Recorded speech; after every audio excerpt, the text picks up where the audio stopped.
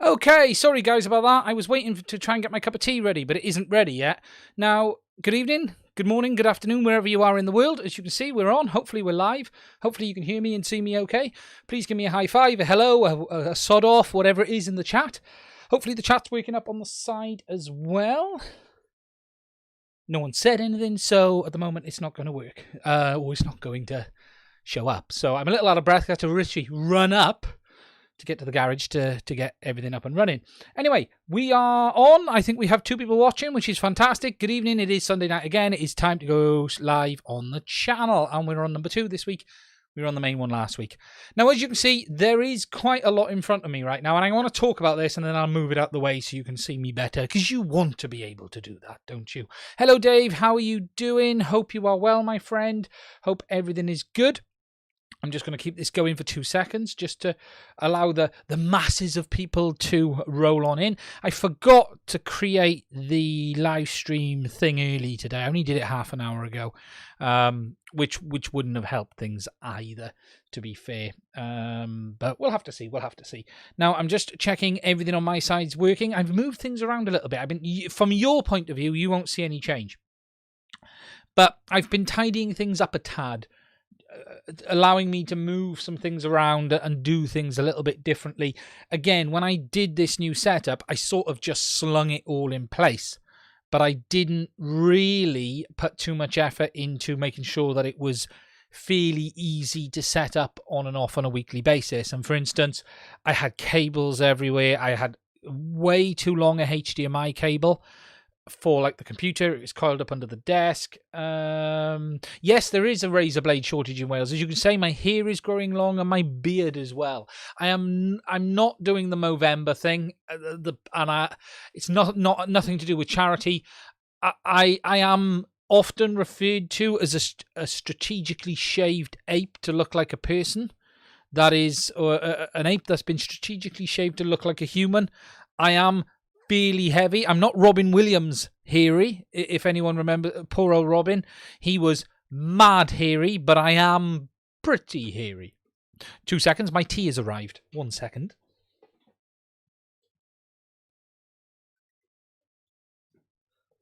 That was my fantastic wife delivering my tea that I had to run off to do. Oh, that's nice.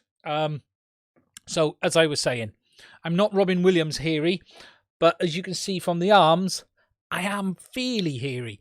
And the problem I have is, for me, this is about 5 days growth for me. And I can't go much more than 7 or 8. It drives me insane. It really, really does drive me insane. It's also going grey now as well, which is age is kicking in, unfortunately. So, yeah, it is something I need to do this week. I need to chop it up there. Well, there's nothing in the middle, as you guys often know, but I need a bit of an overall shaving, let's just say. But yeah, it's going to be on the cards this week, I promise. I do. Now, I need to put a post on Twitter to say I'm live, because only 3 people are here. Let's just put a quick Twitter post out, and then I'll get talking about what I've got in front of me. And I just want to give you an update. Now, I am going to put a video out on this week, as well. But let's get the Twitter. Let's get tweeting on Twitter. Let's get the Twitter sorted. 2 seconds. Twitter. And actually make sure I find the right link, because if I don't have the right link, it will all go horribly wrong. So as I was saying, I've moved some stuff around a little bit. Just so it's a bit easier, I've moved my PreSonus. Can you see it? There's a gimbal in the way, I think. It's right in the way. Look at that. Yeah, there it is. You can't quite. I'll move it again now. But right there is the PreSonus mic amp. And it now means... Let me just move him out of the way. It's a bit heavier than it looks, especially with the camera on it. I got it up on my monitor here as well, and it now allows me to move this to the back computer as well. So if I want to just do audio work on the videos, I can just pick the mic up. I put the hole in the desk for the boss and everything today. That comes with it as well.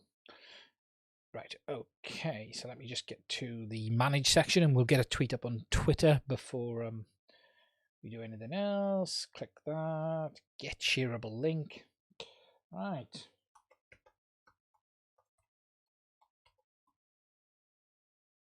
on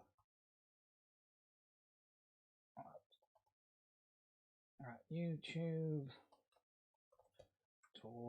Talking more. Come join me. Oh, we'll get this done now. There's hashtag on this keyboard. There, hashtag drones. Hashtag YouTube. Hashtag live stream. We'll get that done. Hashtag love live. I am well out of it today. I really am. Oh, wrong button combination. There we go. Boom. Twitter done. Right. Okay. Let's get back to it. Okay, guys. So today we're going to talk about a couple of things. The first thing I'm going to talk about is the big bird in front of me here, because there's a little bit of an update on the Inspire 2 regarding the update. We're going to talk a little bit about Skydio, and I was very lucky. I had a chance to talk to them this week. I'm not going to go into detail about what I spoke to them about, but too much, but I do want to give you guys an update on product availability as well. I'll talk a bit more about shark bite. I've fallen down the trap there. We'll talk about the Mavic Mini 2 a little bit and anything else that comes up. Now, as always, guys, if you've got any questions, please do put them in the comments of the video. I will answer them as soon as I can. So I'm just going to take one more sip of my tea and then I can talk about Big Bird here. Okay, so the Inspire 2, first of all, let's get the big one out the way. Now, the reason it's on the bench is I've just recorded a very quick video on it, but I will also talk about it here. Now, in September, DJI released the new firmware for the Inspire 2, which was version 01.02.0500. Now, this was the first firmware we've seen for a very long time, to be fair, a very, very long time. And it was released to address a number of issues. If I push it up on the screen, this was the firmware update. I did a dedicated video on this. It improved support for the new Cine card, optimized the gimbal, and for me, it improved things massively. And it also did this little bit here. Now, I did address this in the video, and it added what they called some battery safety features around issues with the power management system. Now, just to explain, this all stems from the issues DJI had with the M200 series, with them falling out of the sky or having an incorrect state of charge. So users were thinking their batteries were fully charged, but they weren't. The reality was the state of charge, which is the capacity, so 100, 80, 70, 60%, was misreading. The battery voltage was reading correctly, but the capacity percentage was reading wrong. Now, they put an update out on the M200, which resolved the issue, and they sort of then, after quite a long time, brought that over to the Inspire 2. Now, I beta tested this new firmware, and I literally gave this an absolute hammering to test it, and I couldn't make it happen. I could not get this to come in any shape or form. I couldn't get it to trigger. I couldn't do anything. So I was happy with this firmware. It improved all of the issues that I had with the Inspire 2, with the gimbal rotating by itself, your aircraft rotating by itself, and a number of other things. So it solved all of them for me, so I highly recommended people update. Shortly afterwards, I started seeing some posts by a very small number of people, and I do still want to stress this. Compared to the overall numbers of people I think have updated and the people I've seen feedback from, the numbers still appear to be very small. Whilst one or two of the people who were complaining rather loudly said there are hundreds of people, I do think you've got to take these things into context. People with problems often shout the loudest. People with no problems at all often say nothing. However, it was clear they were having issues and they were seeing this state of charge issue kick in. Now, what I do want to say on this is this. We do not know at this time if they was kicking in incorrectly or these guys actually have issues with their battery packs, because this kicking is designed to reduce the power the aircraft is using if it detects a state of charge issue with your aircraft and your batteries, or if it feels there could be a battery a problem with your battery. Now, I didn't experience it, but my batteries have been very well cared for. I'm not saying some of these guys haven't cared for their batteries very well, but what I might be saying, or what I am saying is, we do not know that these guys don't have problems with their batteries. Now, some of the kickback from that from one or two people was that, well, all of my batteries are doing it. But that still doesn't mean all of your batteries aren't faulty. So you do have to take that into account. Anyway, there has been quite a bit of kickback on this. Quite a bit of noise, so much so that I got word early last week that DJI were going to allow the downgrade of this firmware. And so much so, they have now added that ability into the Assistant 2 for your PC or Mac. So you can now downgrade from 0500 to 0400. Now, there is something I do want to say on this, because some people will be sitting here thinking, hold on a minute, I never had 0400, I had 0300 before.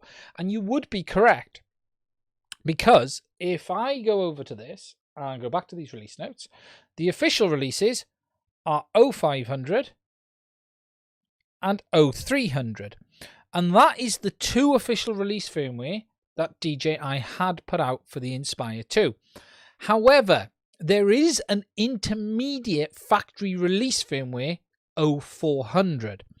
This was never released with an aircraft to be up. Sorry, this was never released for the public to update their aircraft. However, models did ship from DJI with 0400 firmware installed. Now, the reason this 0400 firmware exists is regarding the IMU. The IMU on the Inspire 2 had to get upgraded about middle of last year. And the reason for that is exactly the same reason. And let me just grab something. The same reason as the Cube Black has now become end of life. And it's not because the IMU was bad, it is that the sensor is no longer available. The IMU sensors that the Cube Black used have become end of life or no longer available. The same IMU sensor that the Inspire used was in the Cube Black. So DJI had to make a slight modification in production to account for that. And as they had to do that, they then had to make a firmware change. And that is what 0400 firmware is. It gives the craft the ability to work with the new IMU sensors, and we also assume the old IMU sensors. So that is what is out there. Now, 0400 was never officially publicly released. Only aircraft made after the IMU change shipped with that firmware on board. As far as I know, the only changes to that firmware was relating to the IMU. There was nothing else.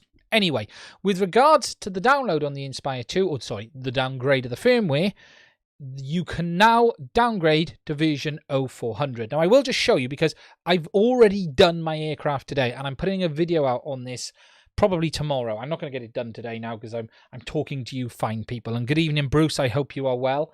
But I will just show you quickly. I've got to find it first. Actually, it's not on this PC. It's on that PC. Why am I thinking it's on this PC? 2 seconds, and let me just go to the network. Yeah, that's interesting. I've not shared turn on network discovery on this laptop before. Yes, turn that on, please. I'm gonna have a sip of my tea while I just wait for Windows to do its thing.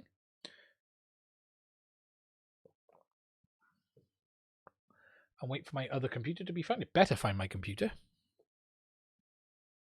Just check is the chat working. Oh, it is. Good evening, Bruce. Hope you are safe and well, my friend. Other devices. I hate Windows sharing. It's every sodding time. Right, I'll show you now. 1 second.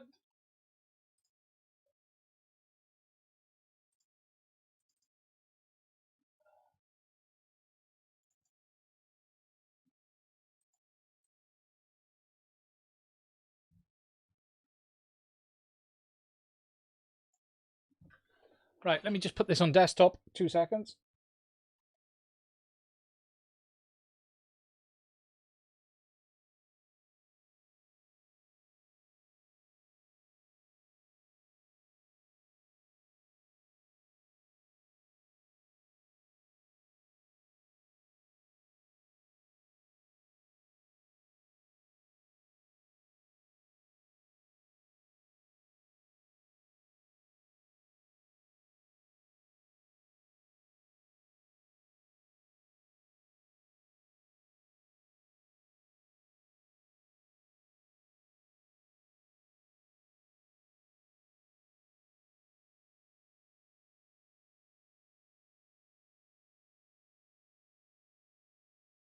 just to put myself back up on the screen. Let me just put OBS back up from that. So it is available. It is there. I will be really interested to know what people find with the 0400 firmware. I've never flown it before. I've now done the downgrade. My aircraft is done. It takes a long time, so just if you're going to do it, make sure your batteries are on 100% charge before doing it. You will also then need to downgrade any spare batteries as well, and to do them, do the downgrade on your aircraft with the batteries and camera attached. Then, when the downgrade is complete, put your other set of batteries in, connect it to Go 4, wait for it to come up with the inconsistent firmware message, slide the bar along, and it will downgrade the other batteries as well. But you will need to do everything. So anyway, there is a downgrade available. If you're having problems with that new firmware, you can get it done. So that is good news for people that is out there, and it's something that it's been very under the radar, let's say. There's no official announcement on this. We'll have to see what else has changed in 0400 and see how it actually goes, I think. We're just going to have to see. I'm going to try and fly it myself this week. The weather was horrendous here today, so I didn't get an opportunity. Just catching up on the chat. Good evening, Bruce. How are you? Blow something up. I've done that this week. I'll talk about that in a minute. Upgrade to Linux. Yeah, no. That Inspire looks like the replicators from Stargate. I loved SG-1. I was a massive, massive fan. I was gutted when Jack stepped down, but I did... good evening, Mark. How are you? I did like SG-1 big style. Mark, I don't know if you saw, I was just talking about the ability to downgrade the Inspire 2 from the 0500 firmware. I was also a big fan of Atlantis as well, to be fair. I did like Atlantis. So downgrade is the new upgrade, correct. Downgrade is the new upgrade. Absolutely, absolutely. But it is under the radar. I got told about it early last week. I just didn't have a chance to do anything about it until today, unfortunately. No, so I can put her away now. I can get rid of it. It's a mean looking thing though, isn't she? Let's be honest. It is one of the best looking aircraft out there from a presence point of view. It really, really is. It is a hell of a bit of kit. It is fantastic.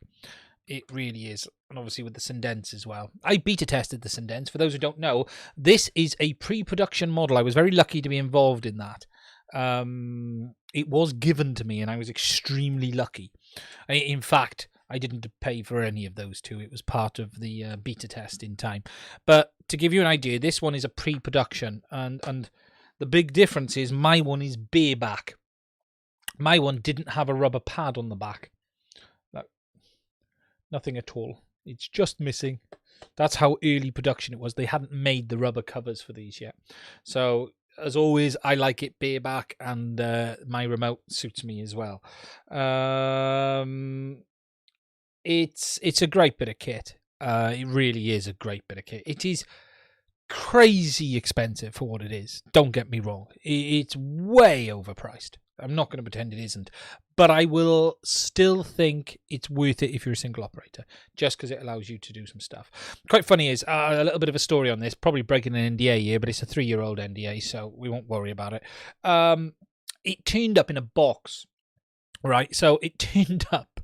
Literally, I was sort of told, you're going to be involved, and then this brown box turned up, and it literally turned up in the bottom of a box, wrapped in some bubble wrap, with the patch antenna and these 2 sticks tossed in the bottom of the box. No instructions, no screws to put the patch antenna on, no nothing, no information about it at all. And I remember looking at the patch going, which side is which on this? Because I'll get it out. 1 second. I need to put it down there. My patch is in this drawer here. Here it is. There's nothing to show which side is the front. There's nothing at all, you know. And when you buy it new now, when you got it new, they put some arrows on it, some sticky arrow labels, because so many people didn't know. But when we got it, we were just sitting here going, well, one would assume that is the front. But you never know on these things, do you? So I had to take it apart. And actually, I put a video out about it then. I have a video stripping down the patch antenna, showing you inside. Because we were just like, which way does it go? But good bit of kit, but I tend to use the Omnis myself. It's got a very, very narrow field of view. I have a second video on it, and I show you the field of view. Off the top of my head, is it 35 or 50 degrees? I can't remember. It's been a long time since I've looked at that video, but it is very, very narrow. So anyway, that is the Inspire 2. Yes, it is a stunner of an aircraft. It really, really is. I do have a set of the T-Motor folding props for this. I was very kindly sent to review, and I ran them for quite some time. But I took them back off and put the DJI ones on in the end. The problem I find with props is this. People made a load of fuss about all of the props in the Inspire. The early ones could come off. Okay, that could happen. Not a good thing. But in the end, I've really not found a problem with any of their quick lock systems. As long as you double check it, it's fine. I've never seen a problem with it. So, anyway, let's get her away. Let's get the camera off and set her down, because I've got to put it back in its box anyway. So what we're going to do is, for those who haven't seen this with Inspire, there's a nice cool feature, right? It'll go down by itself, but it'll disable the camera for you, ready to take it off. Now, because it's turned off, right, I could just take the camera off, but let me turn it on first of all. Let it power up. You'll hear some noise now. Might even get some radio interference, because she's pretty... There's a lot of RF comes out of this thing. Okay. Oh, here she goes. So we're all alive, all on, all up and running. She's flashing the yellow light because I've got no RC on. Now, you shouldn't detach the camera when it's turned on, but you can tell it that you want to detach it, and then it will put itself down. And to do it, we tap the button 6 times. So if I go 1, 2, 3, 4, 5, 6, it will beep at me. It has now disabled the camera, as you can see. So if I just reach under, pop the button in, rotate, and remove, and it'll then lower itself down and turn itself off for me. There you go. Done. So, yeah, cool little feature. I'm just going to put my camera away. I don't want to drop it.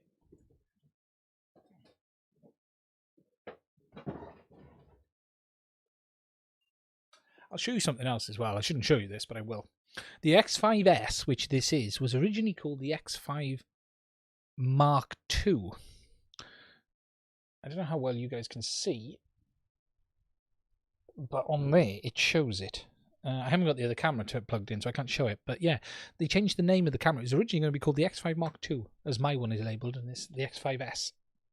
Oh, God. It is heavy, though. Okay, she's out the way.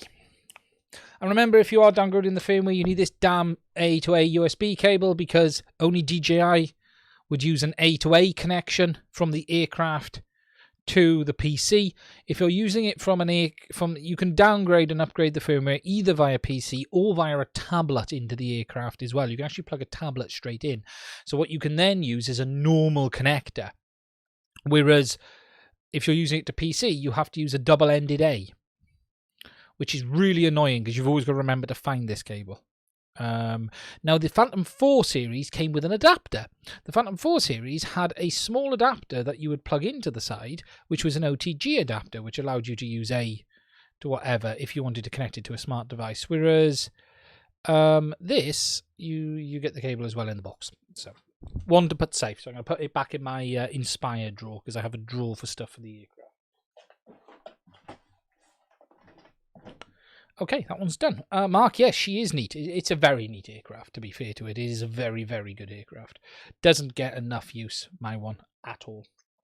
I'm just looking for my pack of chocolate biscuits. Where'd they disappear to? Oh, I found them. Okay. Right, so that's the Inspire 2. We've done that. Before I move on to the next thing, guys, please give us a like as well, just to get some of the... engagement going on YouTube. Just reading down the comments. SG1, it was a great show, wasn't it? It really was. Okay. So, the next subject. have an update on my tea first. As I said earlier, am I in focus? So I'm just looking at I got a monitor here, which I have a habit of looking at. I think it's focused a little too in front. Yeah, I'm definitely out now. If I come in a bit, yeah, I'm definitely in now. I need to come forward a bit. Yeah, I manually focused the camera, but I think I've done it a little bit ahead of me. Probably. Yeah, definitely. That's next to my head and it's soft. Sharp. Yeah. Flying Dream. Okay. No. The DJI goggles version 2. I am not expecting a version 2 anytime soon. If it comes, it is not going to be anywhere worth coming over the top of anything else. Okay, here's my prediction. If we were to get a version 2 from DJI, I can see them adding, and I spoke about this last week, adding dual band, so 2.4 and 5 gigs, because remember, the current FPV system is only 5 gig. I would expect them to add both systems. That's what I am expecting to happen. Let me just bring it up here. I'm really not expecting there to be any major changes anytime soon. I just do not see it happening right now. There is not going to be analog. That is for sure. That is never going to happen. I do see them bringing in it dual band, and there are some benefits to that for long range FPV flyers, especially considering the fact they also have their own remote with the system as well. In some ways, it was a little bit crazy, or like a focus on the biscuits, it was a little bit crazy that it wasn't dual band out the door, because the reason to go single band 5 gigs is to keep it away from your RC link more than anything. We all know that the lower frequency will give better range. Yes, there are some benefits with compatibility on 5 gigs, so it will work with the race tracking systems and things like that, but it's not a massive thing. But I do see a dual band version coming. I do think that could happen. I wouldn't be shocked. I think the form factor will be almost identical on the goggles, if that was to be the case. It would cause some issues, though, for the antennas as well. So whether you would see maybe a built-in 2.4 gig patch antenna, like on the old goggles, but no major change. I'm not expecting. There's a whole host of whipped up nonsense around the internet around a version 2. I understand why some of this stuff is being said. People are looking at the issues in production, but as I said last week on the live stream, that means nothing. DJI have been on a 2-week holiday. Not just DJI, China went on a 2-week holiday in October. They shut everything just like they do at the start of the year. Production is limited right now. Add on top of that, mass delays in product being shipped around the world. It is taking 4 to 5 times longer to get a product from one side of the world to another. Just to give you an idea, I did an order to DJI. I have some stuff this week for the FPV system. In my box of goodies I ordered was including antennas for it. I wanted some more the DJI antennas. I wanted to try some stuff on these. And it took nearly 2.5 weeks to come from China. That was normally a 3 to 4 day trip. It's not DJI's fault, it's that there is no traffic moving. So if you add together a reduction in capacity because of the holidays, an increase in demand because of COVID, because I think there is an increase in demand in many markets, including the computer market. Computers seeing it, FPV seeing it, many areas are seeing increased demand. People are not spending money out and about like they used to, so they do have a bit more disposable income for their toys right now, and that is resulting in people buying more PC components, computer cards, graphics cards, CPUs, things like that. And then add on the top, it's taking much longer to get shipments around the world. What planes are flying are very limited, and if you're trying to get something on a boat, it is taking forever. you know, boat traffic is booked up for the next 3-4 months, as I understand it, and that is 3 to 4 weeks. So the DJI fact that stock is limited doesn't concern me. The fact that Banggood don't seem to have them doesn't mean a single thing to me at all. I think they've just probably shifted available stock to Western distributors rather than Eastern distributors. It's as simple as that. So I honestly am not expecting anything to happen. That isn't to say something won't, because DJI, above all things, are predictably unpredictable. What you can never do with them is predict what they are going to do next. Now, what I will add is this. We have seen a leaked image of a remote controller and a set of goggles. That appears to be a legit image. Nothing in that image looks sus. Doesn't look faked. It looks legit. Look at the goggles on his head. They are the normal looking FPV goggles. So whatever that person is flying with that remote controller, the goggles look identical from what we can see. So I'm not expecting any major changes. I really am not. But we're going to have to see. I certainly have no official information. I think if there is an update, it will be a very minuscule one. But all of the people I know, there is no hint of new goggles for the FPV race system coming anytime soon. Maybe there'll be a tweak, but we'll have to wait and see what that's related to. Hopefully, Flying Dream, that gives you an idea where I'm at. I've got nothing on it at all. And don't get me wrong, I'm no expert in the sense of I don't get told everything. I do get told some things. I pick up things from other places. I'm not convinced at all on this one, and I've been quite kicked back.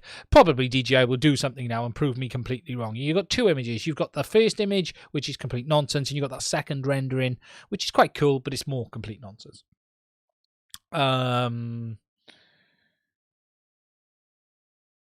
Hope for a Mavic Air 2 because bought one. Mavic Air 2. Good evening, Type. Good evening. No goggles. Hope for a Mavic Air 2 because bought one. You're hoping to get a Mavic Air 2 because you've bought one? If you've bought one, I would hope you'd get it. Just let me know on that one. So that's where we're at on the FPV. Look, DJI will be releasing new products. That's going to happen. There will be an update to these at some point. Okay, it's inevitable. No geofencing lock for the Mavic Mini 2 yet. No, it'll take a little bit of time. DJI would have screwed things down a little tighter. I had a Mavic Mini 2 in my hands in a sealed box this week. I couldn't open it because it wasn't mine. It was for my friend. And it was for his birthday. So I was just helping them out and I did the order for them. And it came to me and I dropped it off to them. I had a Mavic Mini Fly More combo in my hand in sealed cellophane, but I had to hand it over. So I've still not seen it in person. The box is tiny. The box for the Fly More kit is minuscule. You know, it's tiny. Tiny. It's my birthday. Yeah. No, I didn't pay for it. I did the deed of the order, Bruce. It wasn't a gift from me. It was a gift from his family for his birthday. But because I'm into drones, it was, could you sort this out for me? And I was like, yeah, I'll do it. Need goggles. Yes. Yeah, I don't think the FPV goggles will ever be compatible. Whether future goggles will be, we'll have to wait and see. Yeah, so I did that for him. Okay, so moving on to the next side. Well, so actually, I'll stick on Mavic 8 Mini 2 a minute, actually. I'll skip, we'll get the Skydio in a minute. Now, we spoke a bit about this on Gary's show on Tuesday, and I just wanted to cover a few things, really, because, I spoke about this last week, and there is, there's a lot of, why does the Mavic Air 2 exist when the Mavic Mini 2, they're so similar? There are a couple of things, though, you do need to take into account between these aircraft. Now, if I just put the laptop up, and yes, it all looks fantastic. And we look at the spec, and it is, this aircraft has blown me away. It's the one aircraft in a short period of time I've thought I would want this. But where this comes to the Mavic Air 2, there are some things to take into account. Obviously, there is no object avoidance. Okay? That isn't there. That is what it is. Don't worry about it. Most people aren't concerned. But there are some little things you do need to take into account. And that is as follows. It is obviously 4K 30 frames a second, but it is only 100 megabits a second. H.264, no H.265 HEVC. There's not the higher bit rate like on the Mavic Air 2, which is 120 megabytes a second. So it does have some limitations. The encoding bit rate is more like the Phantom 4 Pro we saw. You know, it is 100 megabits a second, but H.264. So it isn't the same sensor as on the Mavic Air 2, because remember, the Mavic Air 2 is using that quad Bayer effect sensor, which allows up to 48 megapixel. Yes, it is still 12 megapixel overall, but the Mavic Mini 2 is using a more traditional 12 megapixel sensor. And the next big one is really the OcuSync system on it. It is dual band OcuSync, okay? So it is dual band, capable of both 2.4 and 5 gigahertz, but it is a reduced OcuSync 2.0. It is OcuSync 2.0 at 720p, 30 frames a second only, and it has a maximum bit rate of 8 megabits a second. Now, this is very similar in bit rate to the old Lightbridge 2 system, or Lightbridge 1. It's almost basically Lightbridge 1 updated to OcuSync. So the same frequency, the same frame rate, resolution, and bit rate. So it isn't quite the same as the Mavic Air 2. If we just bring up the Mavic Air 2, just a second, just to show you, and it's quite a substantial difference here. And we'll bring up the Mavic 2 Pro as well, shall we? Let's just bring up the Mavic 2 Pro, consumer, Mavic 2 series. Let's do these as well and put him over there. Okay, so Mavic Mini, 720p, 30 frames a second, 8 megabits. Mavic Air 2, let's just get down to it. Yes.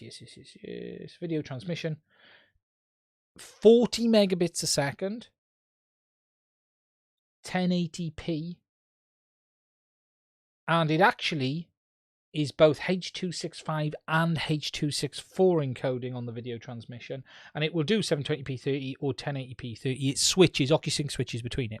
Now, don't get me wrong. Something I will say on this, if you're out more than, say, a kilometer, it's at 720p. No question.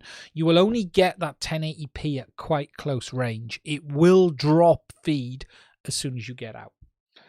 But if you do compare these two to the Mavic Mini 2, it is a different animal. You know, 8 megabits limited. If we look at the Mavic 2, let's just get down. Do they actually give... They never used to give these numbers, some of them, but they may give it. Remote controller, video transmission system, not sensing, charger app, come on. Oh, it's down under the app. Okay, OcuSync 2.0, again, 40 megabits a second, 723, 1080p.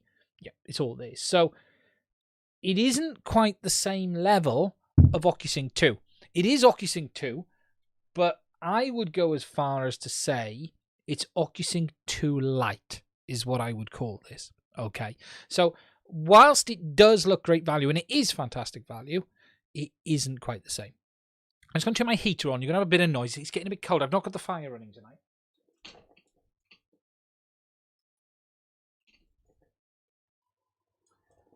Can you hear that in the background? Can you let me know? It's quite loud.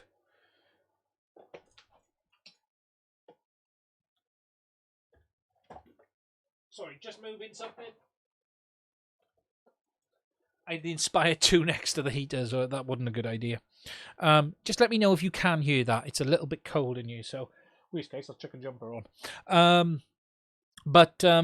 Oh, good, thank you, Mark. But yeah, so it's a very, very good aircraft, but you are getting some limitations. Okay, so don't expect Mavic Air 2 wireless performance in the sense of the image clarity, the latency as well. There could be quite a bit of difference between them. But still, for the money, I think it's damn fantastic. I honestly do. But I did just want to explain that. There are some fundamental differences between these two aircraft. So it is something to take into account. Reports, though, from people are good. As Bruce has said, there are no hacks for this yet. Drone hacks don't have anything yet, nor does NLD. The two things I've not spoke about on this channel before, and I will be talking about them, actually, in some future videos. I've decided to talk a little bit about them because there's a lot of interesting things to talk about. And I'm not going to be talking about NFC removal. I have no interest in showing people how to remove NFCs. That's not my kettle of fish. I have discussed hacks on my channel before. The FCC hack, I was the person that published the FCC hack for the DJI system. But with regards to NFC removal, I have no interest in that. I have no interest in sharing information on altitude bypass at all.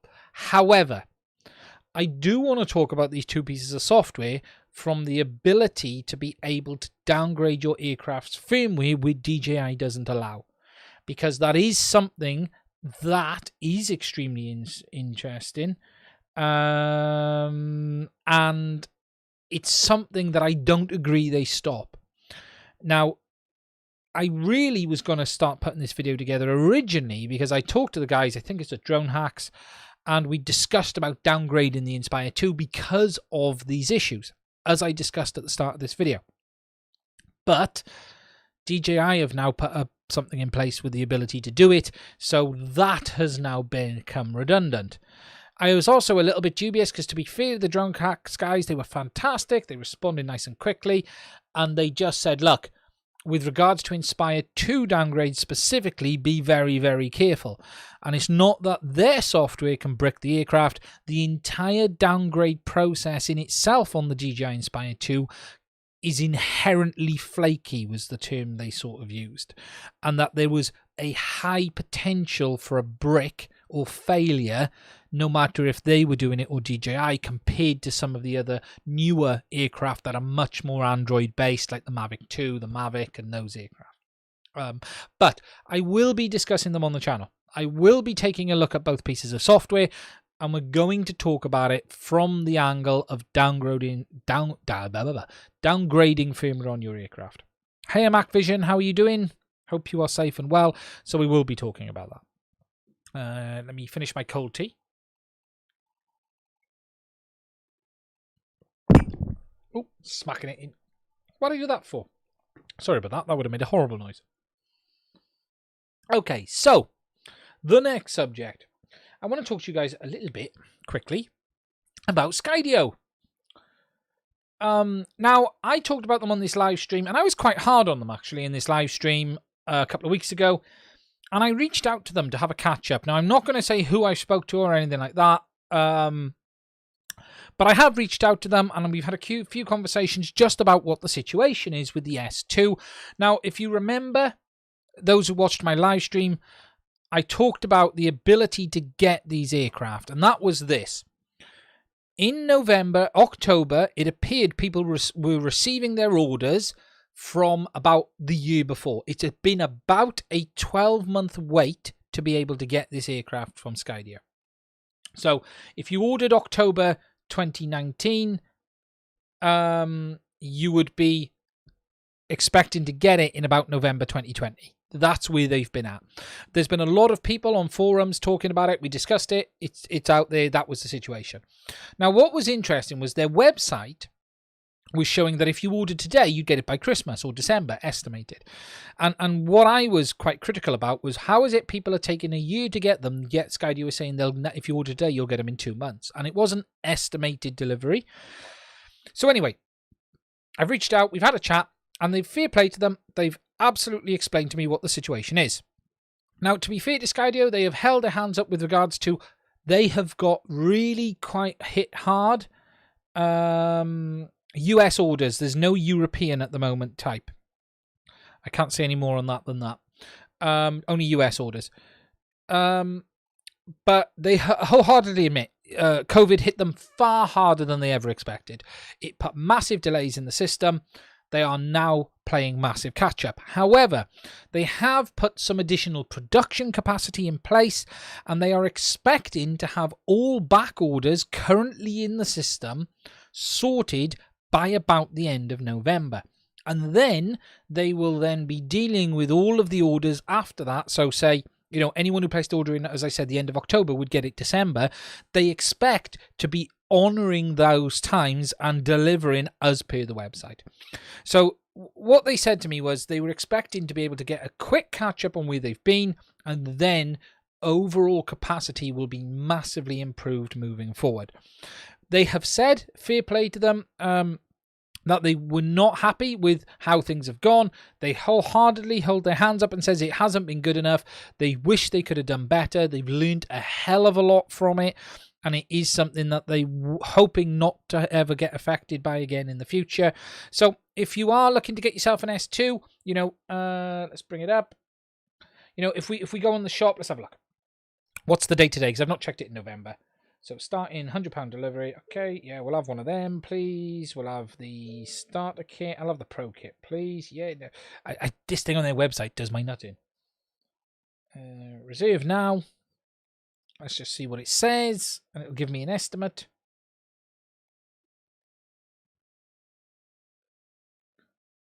Contact information. Production Bat 5 expected to ship in December 2020. Start shipping in December 2020.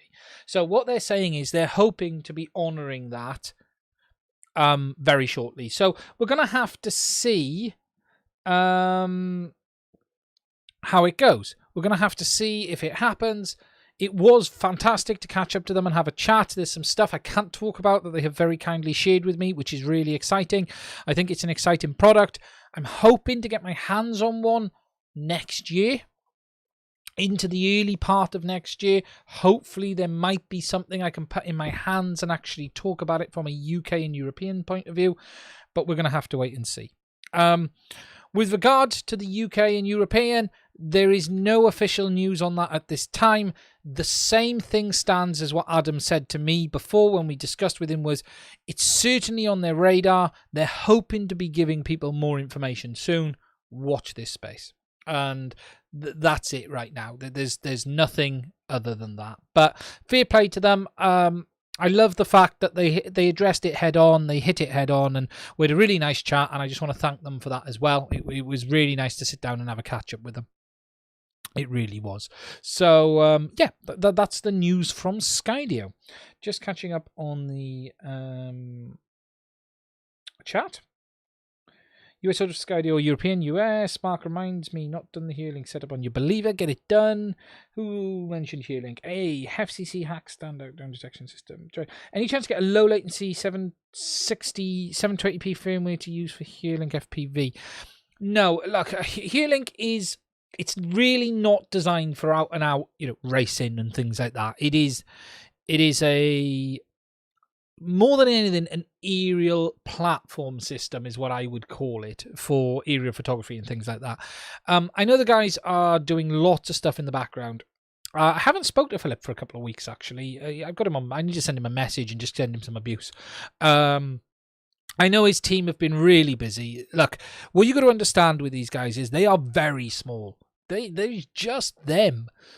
Philip, Michael, the great Michael Oborn, and there's Sid, and there's a couple of others. There's Kelly, who's obviously been working on Solex, but there aren't many of them. It's not a massive organization. So I do know they're working on some stuff. They're trying to get some updates out. Q Ground Control is due a big update to bring that all into a line. The problem is for them is this as well. It's a moving target.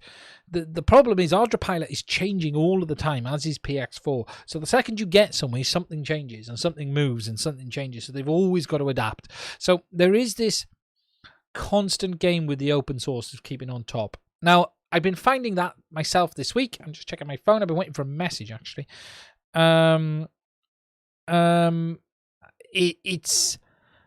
I've been trying to set up the UAVCAN servos, and I'm having some problems. And at the moment, I don't know if the problems are directly. I'm just seeing if anyone's replied. I don't know if the problems are directly related to ArduPilot or the servos themselves. And there is always this frustration with the open source software that you're dealing with something that is so large, that is so widespread.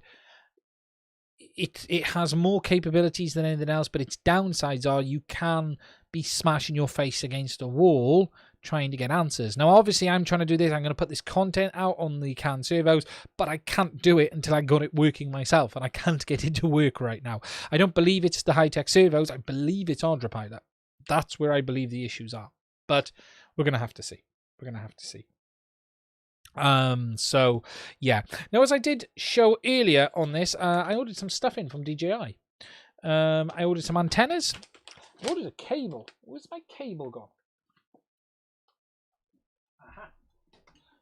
A funny little story. I beta tested the FPV system for DJI, and when I got it, I didn't get a cable. As I said at the start of this video, often equipment comes without all of the parts, and all of the part that was missing on my system was the actual main power cable. Now, I was lucky because it was a JST-GH. It's the same as what the Cube uses, and I bodged one together. And I've been using that bodged together one from day one, to be honest, on everything I'd done it. In fact, I made about 4 of them. But I decided if I was ordering from DJI, I had some other stuff to order as well. I thought I'd order the proper cable for it. So I actually now have the proper cable. Now, I always found it interesting on this cable, right? I'll open it up. Is that they used a JST-GH, I think it is off the top of my head. And there are 2 empty pins on this cable. 2 unused pins. So what we've got a power. We got a power. We then got obviously our S-bus, our telemetry in and out. So the power, plus minus, S-bus, telemetry in and out. And what's the other one? Ground for telemetry. But they used, so we got 1, 2, 3, 4, 5, 6 connectors, and they used an 8-pin connector. And I just always found that a little bit odd. I always found that a little bit strange. I wonder what the other 2 pins do. Yes, they're disabled, but I bet they're doing something. I've often said as well with the FPV system, I firmly believe the remote controller receives video as well. Use a little bit of a walk down conspiracy lane. I firmly believe that that remote has the capability to receive video. And the reason I tell you that is if you strip it down, and I've broke a remote and I've repaired a remote, as you've seen on this channel. If you haven't seen, I've got a video on how to change the stick mode on the remote controller, how to then put your screwdriver through the main ribbon cable to stop all of your switches working, and then how to do a horrible job of fixing it again. I have a video for both of those things on this channel. But that remote gets insane hot inside in use. Biblically hot. So much so, there's a heatsink and cooling fan. Now, I don't know any other radio system that has that level of heat displacement simply for the radio end. I honestly don't. Now, I firmly believe that that radio is decoding video. I could be very wrong, but I firmly believe it does. You can't get it out at the moment, but looking at that radio, there is an awful lot of hardware in there, which you wouldn't need for just remote control application. Let's just say. So, yeah. In that video, it's worth checking it out. I've got screenshots of the inside, everything that's in there, all of the chips, all of the ICs, the mess I made of repairing it. It almost works 100%. Almost. It works to use. It's 100% fine to use. The things I do for you guys, you know, trying to show you how to do a stick mode change, and I put the screwdriver. Yeah, that USB connector repair. Oh, which way? Wait there. That was, which one are you talking about there? Because the USB one was the Mavic 2. I did a good job on that. That was a good job. The DJI FPV remote, when I rewired that was shocking. Just utterly shocking. Works though. Not my finest hour. But hey, what you can't fix with glue gun glue shouldn't be fixed. Yeah, the Mavic 2, that was a good video. I like doing that one. My one broke and took you guys through fixing that one. I think that's a good video. Hardly anyone's watched it. I can't remember, actually. The view count on that video was terrible. Don't know why. It's a good video. Just checking.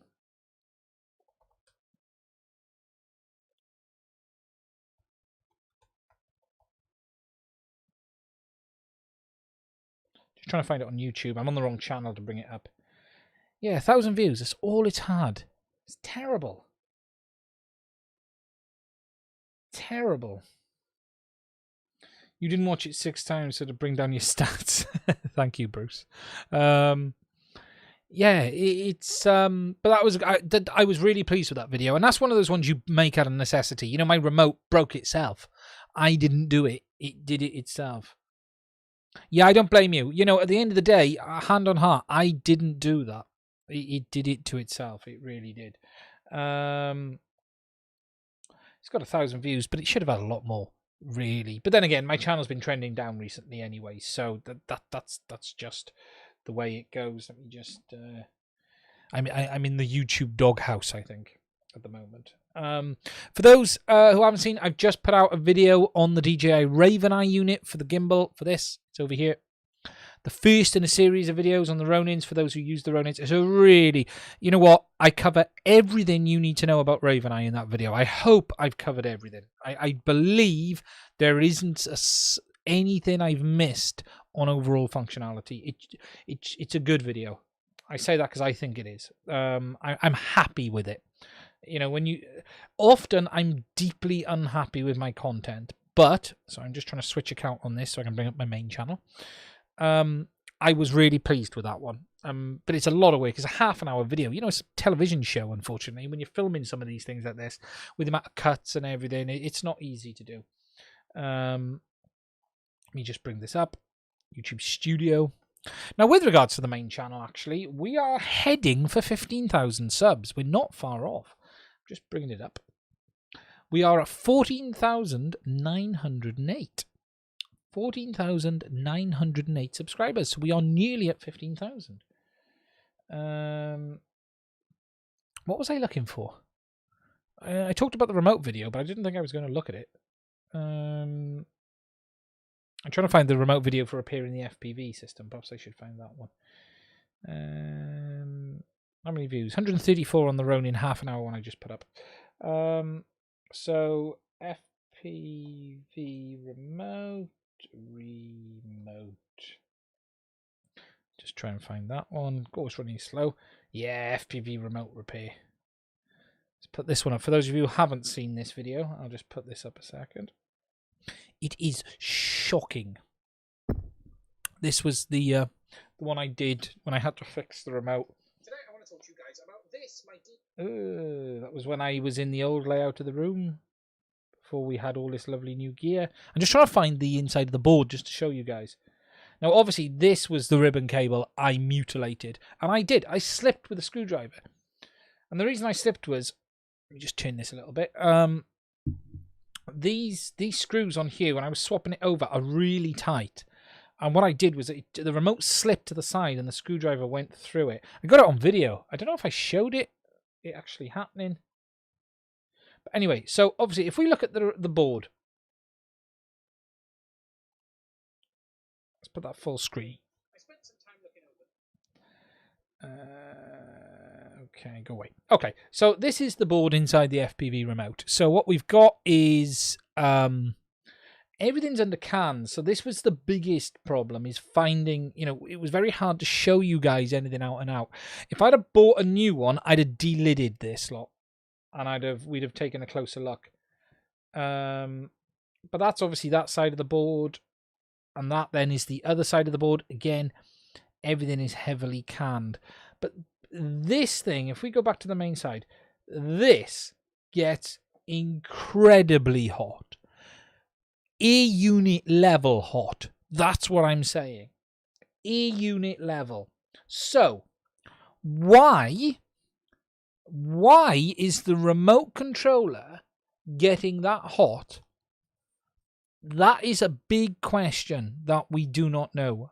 And obviously, the way OcuSync works is it interlaces OFDM video with the remote controlling. So it's all part of one system. So the remote controller communicates with the aircraft and the goggles. It communicates with both parts of the system. Why is it really needing that much cooling? And when you look inside the remote, the cooling, and here's another very interesting piece to this. I'm just trying to find the picture with the heatsink on. There you go. Okay. There you go. So you've got a fan, massive heatsink over to here.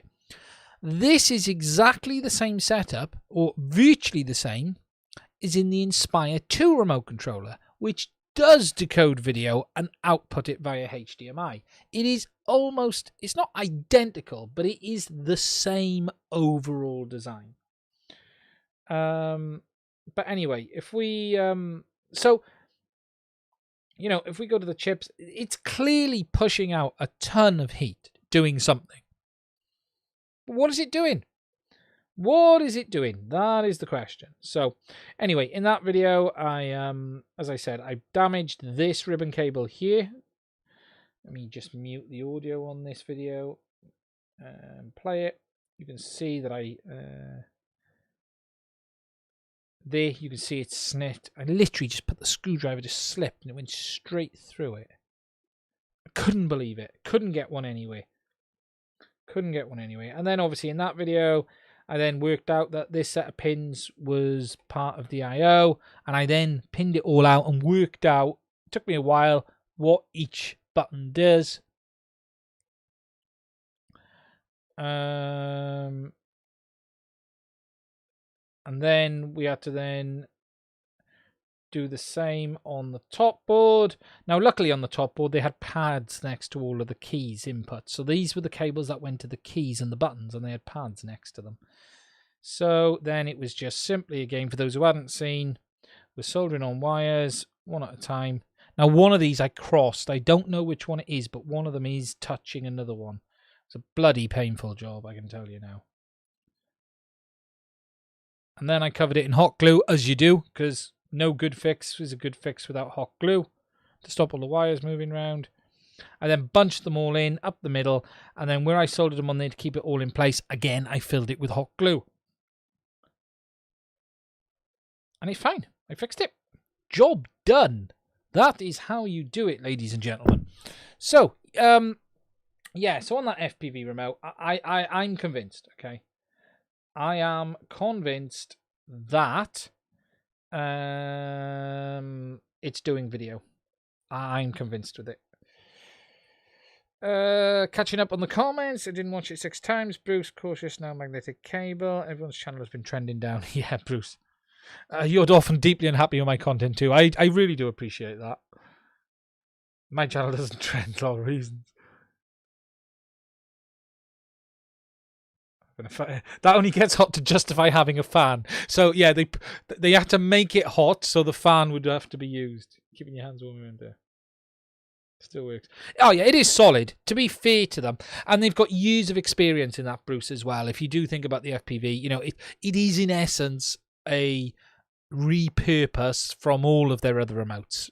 You know, the Inspire 2, the Mavic 4, the Inspire 2. I still don't get, and this is one thing I'll say, I do not get why they didn't use a Mavic remote. I do not get why they did not use the Mavic series remote controller rather than the DJI FPV remote they used. They went for the Phantom design rather than the Mavic design. Now, I'm guessing they did that because they wanted to keep in with the FPV crowd who are using, say, Tyrannuses and things like that. But still, I am shocked they didn't use the Mavic remote.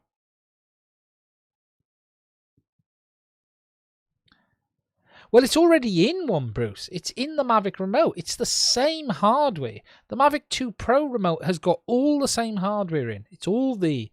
There's less cooling as well. A lot less cooling. And the thing to take into account with this cooling, here is another theory for you guys, okay, on this video thing. Okay, if we take the Mavic remotes, they are OcuSync 2. Mavic 2 remote is OcuSync 2. Let me grab it. Let's do this in person.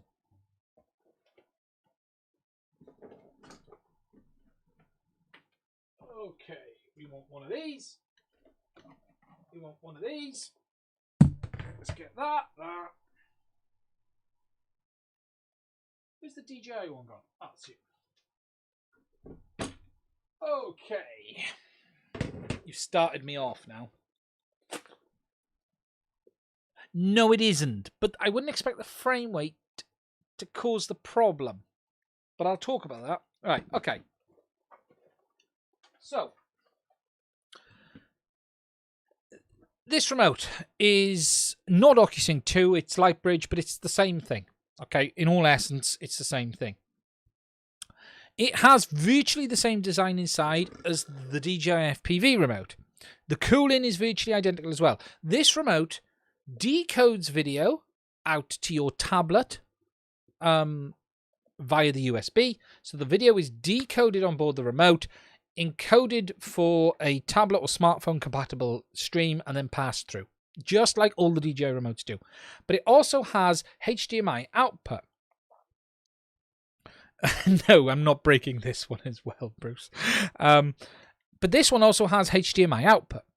Okay, so it is decoding the video two ways. It's decoding one stream for the smart device, and it's decoding one stream for HDMI. Now, the smart device stream isn't really fully decoded. It's passed on to the smart device.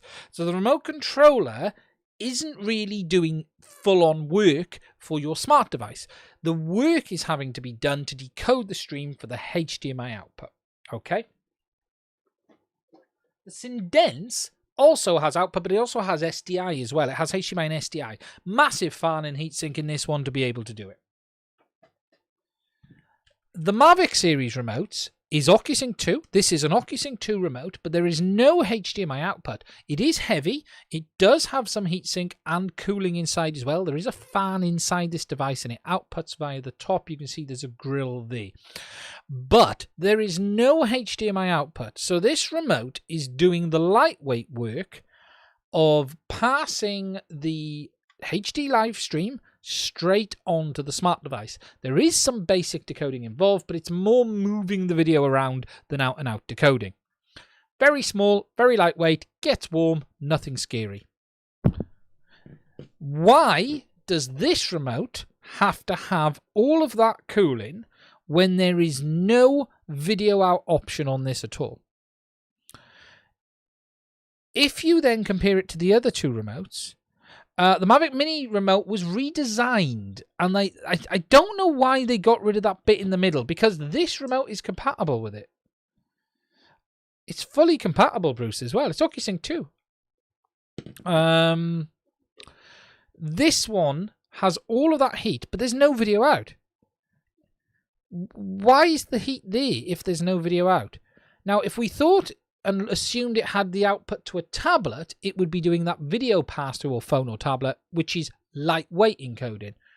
But it doesn't. It has the same heat issues or same heat capabilities as the bigger remotes that have encoding to transfer from the live feed to a HDMI or video output. And I still think there is decoding in this to that USB-C port, which is locked down. It's a conspiracy theory, but I do honestly think there's something going on in this one.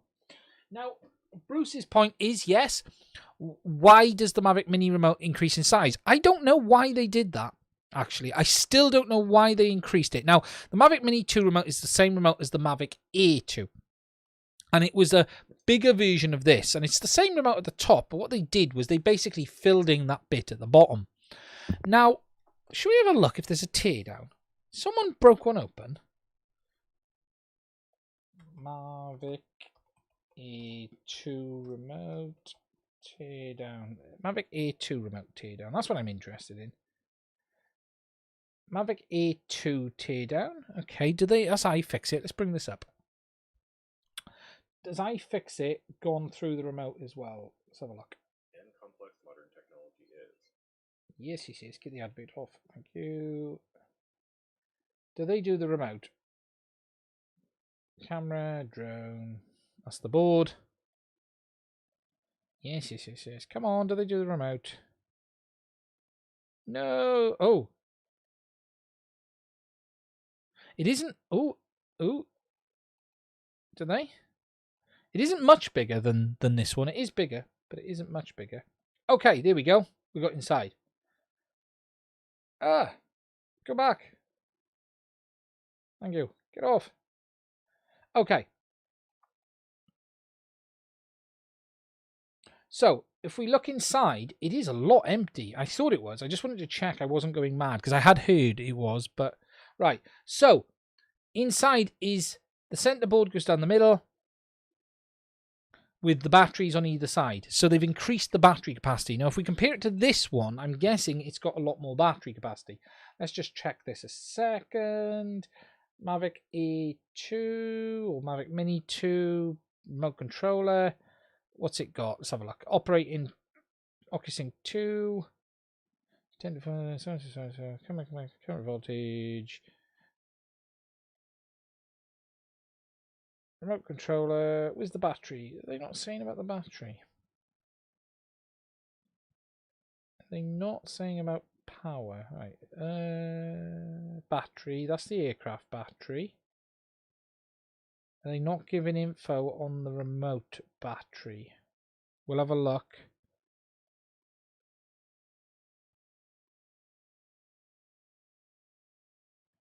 No. Okay. What about the Mini 2? Does the remote battery get mentioned on the Mini 2? Alright, let's have a look what they're saying. Charger, intelligent flight battery. No, see, they're being very little info, isn't they? So how long are they saying this remote controller lasts for? So let's just have a look. Aircraft. Not saying a lot. Right, flight time. Remote controller. So they're saying dual frequency. See, they're not saying. Battery capacity, 5,200 milliamp hour. 5,002. Mavic 2. Remote controller. 1,800. Substantially larger battery. That's all they've done, Bruce, is made the battery bigger. For the runtime. I suspect it's much longer runtime. Because they're both OcuSync 2. Sorry, I hit the thing again. Francis. Yeah, so, you know, when we looked at it, there wasn't a lot.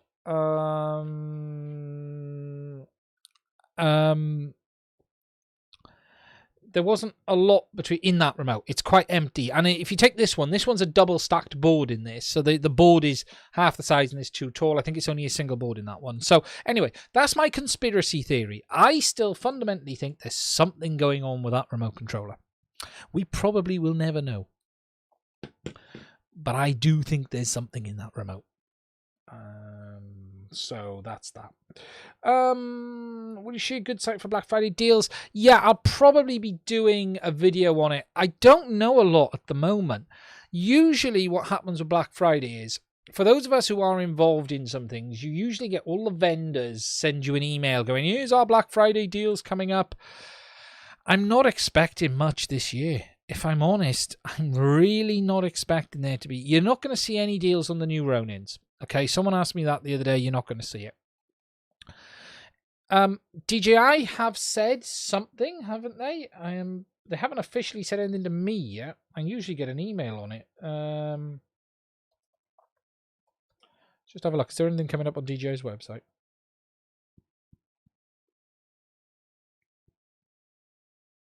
Nope. So they haven't put the store. Let's have a look. Store. I will share. I will share something when I get told. Here we go. Black Friday gift guide. So, what are they saying? Yeah, see, there's no discounts there at all. I'm not expecting, just to show you guys what I'm seeing, I'm on the DJI Black Friday gift guide.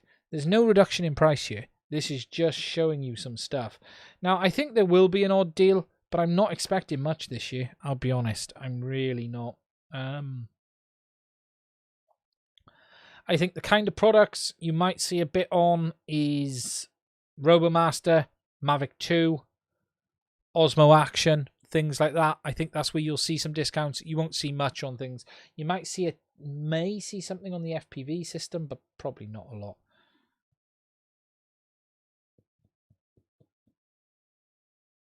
It wasn't last Friday the 13th. It isn't Friday the 13th, Black Friday. Yeah, different black, I think.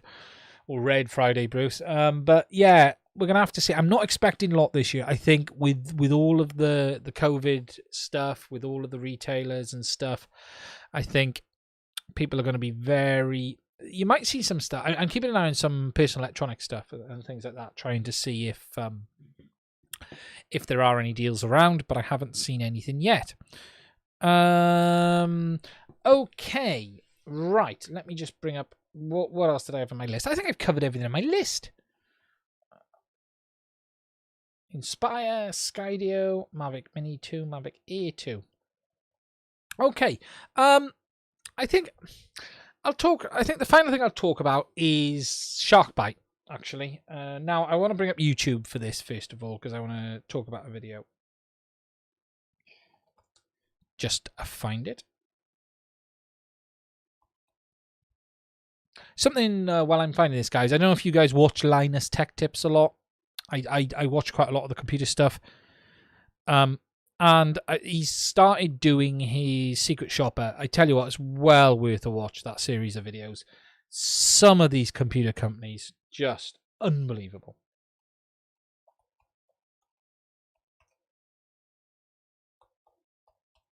Let me just find this video, just so I can talk about it. It's been all over YouTube this week. It's been all over Facebook this week. Where is it? Why isn't it coming up? Is it Sharkbite one word?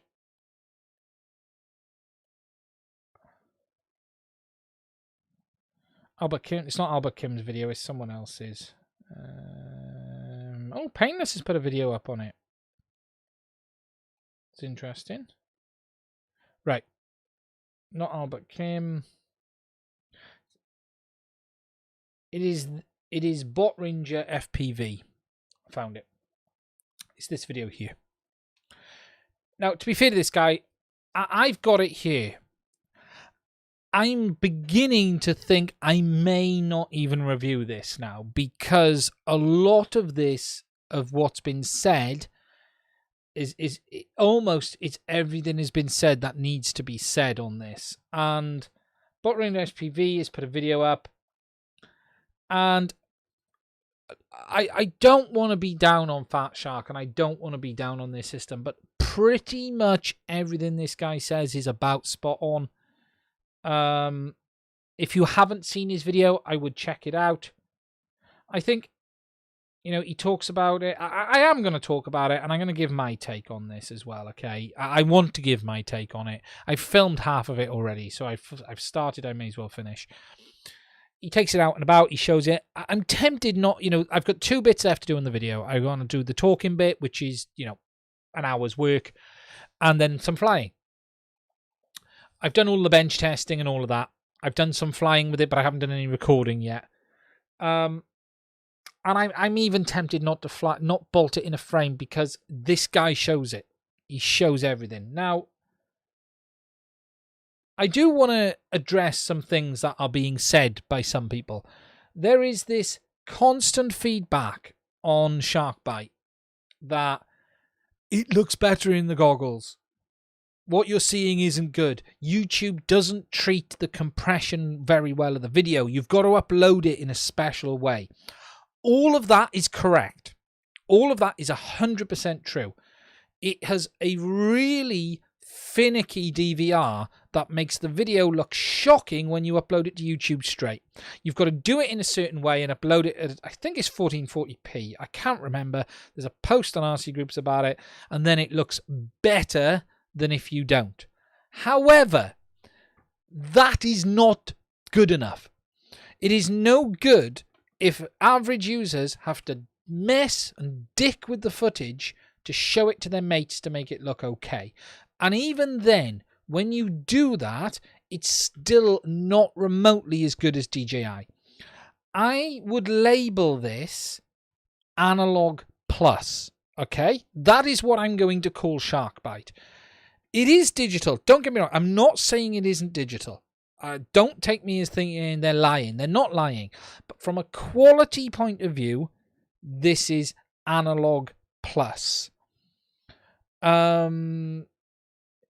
It really is not comparable to DJI for an FPV system unless you have two very specific needs. And I'm almost giving away what I'm going to say at the video.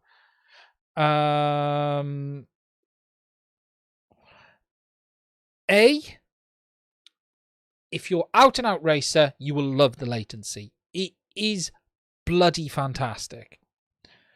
And B, it does play a bit better with other systems. But there are so many downsides. So many downsides compared to the DJI system. The ear unit is fragile. The design is wrong. The soldering requirement is stupid. The temperature is scary. Okay, that is just a few things instantly off the top of my head. OSD is massively finicky in my experience. I've spent 2 days on and off getting it to work. The ground station is fine. Okay, the goggles unit, I like it actually. It's not too big, it's not heavy, it fits on the front. The DVR is a heap of junk. It should never have been allowed to leave the factory like it, compared to say what we're used to seeing now. It is extremely limited in its menu capabilities and OSD capabilities, but all of that is fixable in firmware, so that is not a downside you should base any purchasing decisions on. There is an update coming for Bitefrost in the next week that gives it compatibility with Sharkbite, and there then should be some updates coming that will address some of the OSD issues and things like that. But fundamentally the ear unit is not fit for purpose for flying out and out racing. It will get destroyed in no time at all. The fact they let it out the door without any heatsink scares me. The temperature of some ICs on that board get to 90 degrees on the bench. I showed you guys it last week. It is going to burn itself out if you leave it there long enough. It is burning itself out for people already just doing it. It is fragile. It is 20 by 20 mounting posts, but because there's no heat sinks here, there's no protection. At least with the Vista, DJI put a heatsink around it on the top and the bottom to offer some component level protection. And don't get me wrong, the Vista is fragile as well, but it is not that fragile. Okay. The Vista has a problem with the UFL connector will get ripped off in a heartbeat.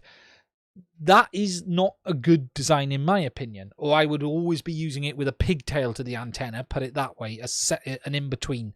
But the Sharkbite ear unit, it's asking for problems. It really, really is. The soldering points are just dull. It's fine for me. I'm an experienced electronic engineer. I'm an experienced... Bruce will have no issues with it. Someone who is building an FPV craft from scratch is going to remove components off the board. The pads are so close to components on the edges, you are going to... If you slip, you've wrecked the module. It's over. End game. I will talk about this in my video, and I've almost been tempted to not put it out because I don't want to be seen as the guy who's pro DJI and against Fat Shark, and I am only saying it because I've tested the DJI system. I've done this, I've done that. Shut it, you. I've done this, I've done that. Okay? But it is really hard to say anything positive about this system from a quality point of view, from a layout and system setup point of view. They need to address it. Now, some of this is very easy to fix. A redesign of the board isn't that much of an issue. Let's be honest. Boards redesign all of the time. The ear unit can be changed at any moment. They can improve that. They must do that. They need to do that. You can't be destroying these things as easy as that. They need to put a connector on the damn thing for people to be able to plug a harness in like that. We don't need the weight saving in general use of that harness. What we want is to have the easy plug and play compatibility that we've seen on flight controllers like the DJI 7, like the F7 HD and the other Kahoot ones, whatever they call themselves. 4 wires having to be soldered to the board is not...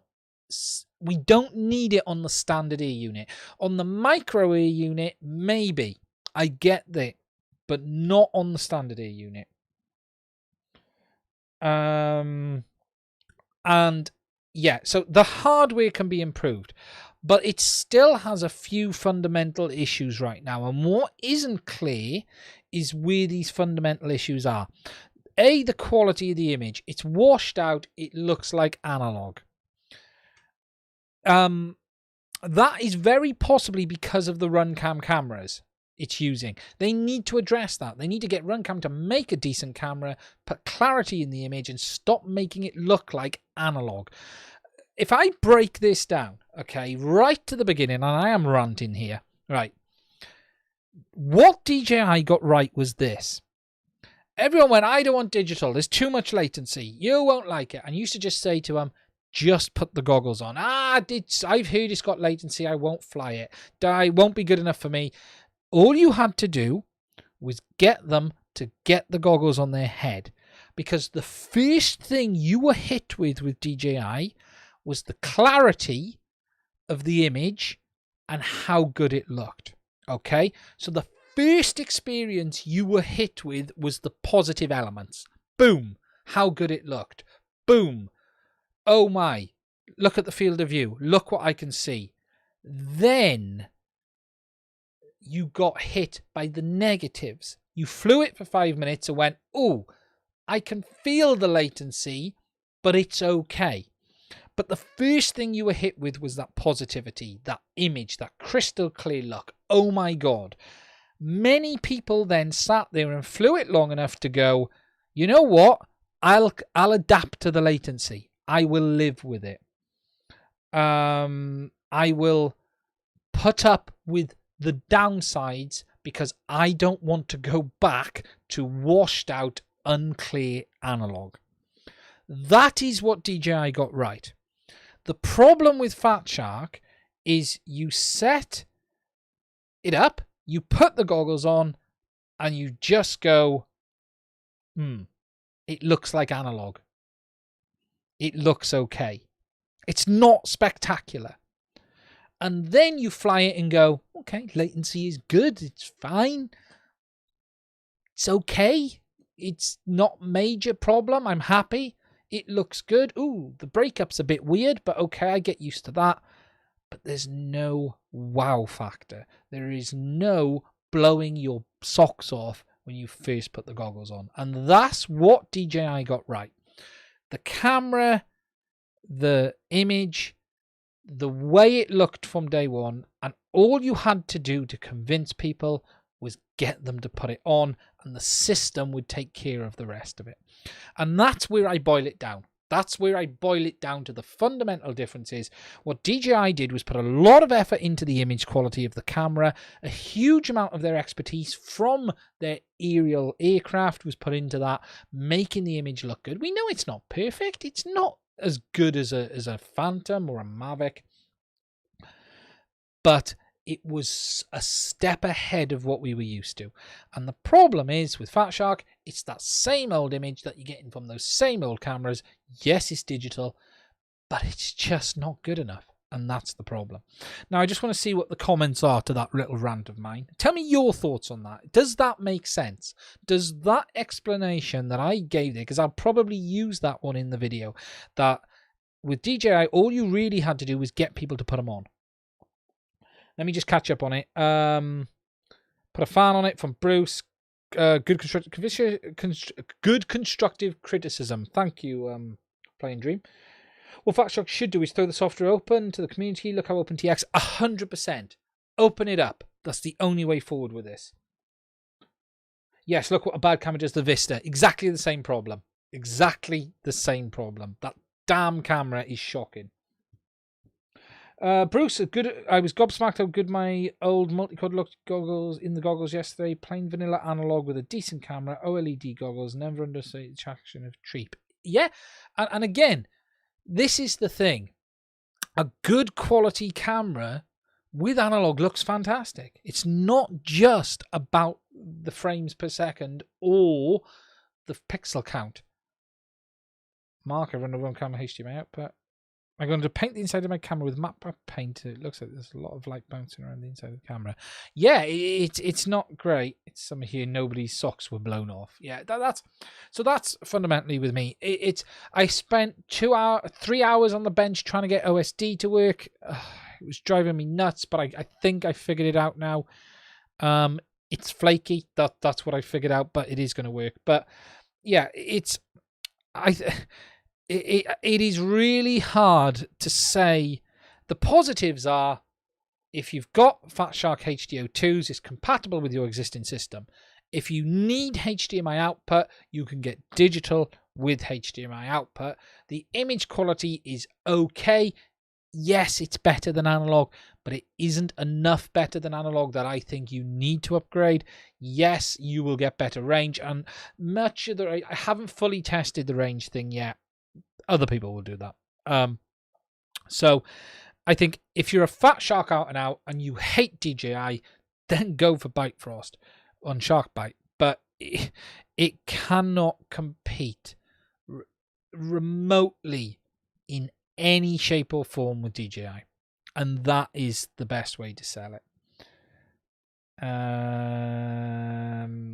That is simply the best way to put it. And I hate being down, and I will get the criticism. I've been open, 100% open, that I have had the privilege of testing equipment for DJI over the years. That is, I tested the FPV system. I was one of the people that shouted at them to get a system into Bruce's hands. I'm not going to out and say that had an effect, because I probably didn't, but I did send them some comments to say you need to send it to him. And the reason I thought that was this. I knew it was good, and I knew Bruce would find trouble ripping it apart. And Bruce will tell you exactly what he thinks about it. If you already have, yeah, exactly. I think that's the sensible way, Bruce, is that. I think that is, but how many people have HDO2s? Can you sell enough goggles to do it? I just don't know. But, it's, I'm expecting if I put the video out to get criticism, but I'm trying not to be negative, but I have to be honest. And as someone who, I'm not an FPV racer. I'm not going to sit here and say I'm like these guys. I fly FPV, I fly aircraft, I fly planes, I fly camera drones. My expertise is actually the technical side, not the flying. I can fly very well most of the time. I'm a bit rusty, if I'm honest right now. But I think I still have to be completely honest. And I think, it starts, it'll be a big step up for racing. I think it could, yeah. I think that will be the big, the penetration side of it. I think what you then class it as is a step, an improvement rather than an out and out, oh my God, this is the best thing in the world. I think, and I think, there is a market to be had there. There's no question about that. But as Bruce says, 90% of people, it's DJI. And wait till they knock it. And if they do, break up this hallway in DVI. I suspect it's not that bad when you're flying. Analog breakables looks worse than DVI. Yeah, it's weird. I have flown it, and for me, it was quite weird because I'm used to the DJI breakup. I prefer the DJI breakup. I hope DJI. There's technically no reason DJI. And what we got to say is this: the Fat Shark has fixed latency. That should be highly pushed as a major benefit. DJI could add that tomorrow. Let's not pretend they couldn't. SharkBite is not doing 7 kilometers at fixed latency. That is clear. So when people say, yes, but SharkBite's got fixed latency, it has, but the range is not the same. There is technically no reason DJI could not introduce a fixed latency on their system tomorrow with a reduced range. 3 kilometers, 2 kilometers, 1 kilometer, whatever the system does to do it, they could do it. It's whether they want to or not. Sorry, I've ended up in ranty mode. Episode breakup looks horrifying. I hope DJ can do. Technically, the camera is only 720p though.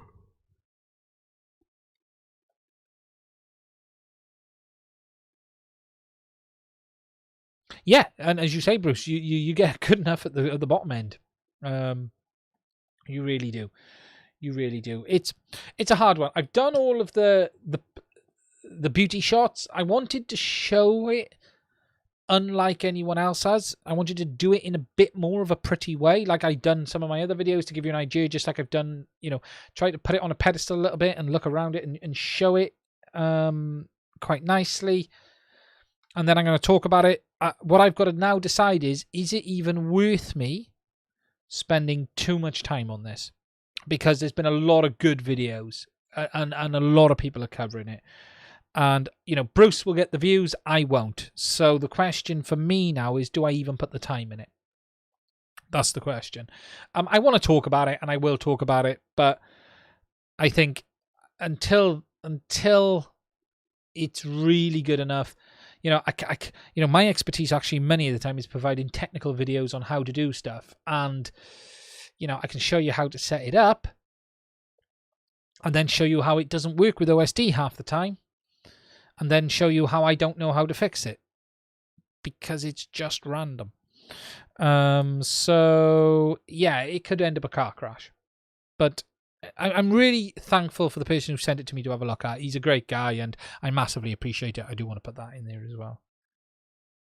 Will it blend?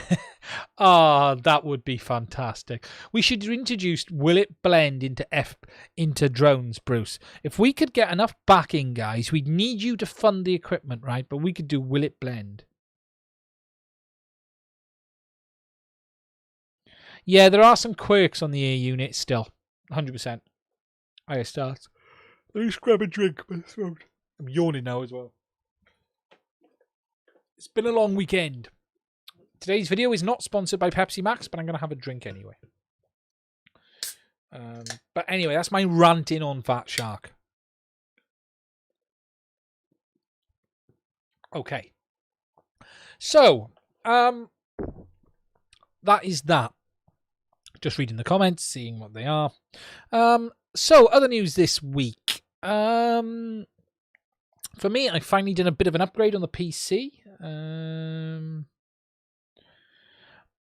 What I'll say with it, there are people I am seeing with good cards seeing this. There are a lot of fake SD cards out there, even SanDisk ones, Samsung, all of the others. You do need to be careful what you're buying. I tend to only buy from Amazon, shipped from Amazon direct in no fuss packaging. I buy these. These are the only SD cards I now use. I got a brand new one there I haven't even opened because I bought 10 of these the other week. For various pieces of equipment. Micro SD, 64 gig, SanDisk Extreme cards, genuines.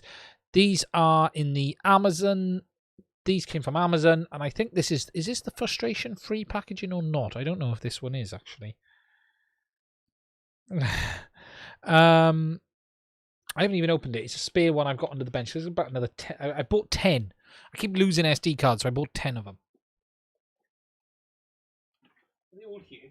Where are they? They're all missing. There's meant to be 10 of them. 1, 2. Not as many here as there should be, I can tell you that. So they're all in stuff somewhere then. They're all in stuff somewhere. Pepsi Max Vanilla. Yes. Oh, not sure about that. Now I've just on the channel put out my, as I said, I put out the video. The next video I'm going to be doing is on the Ronin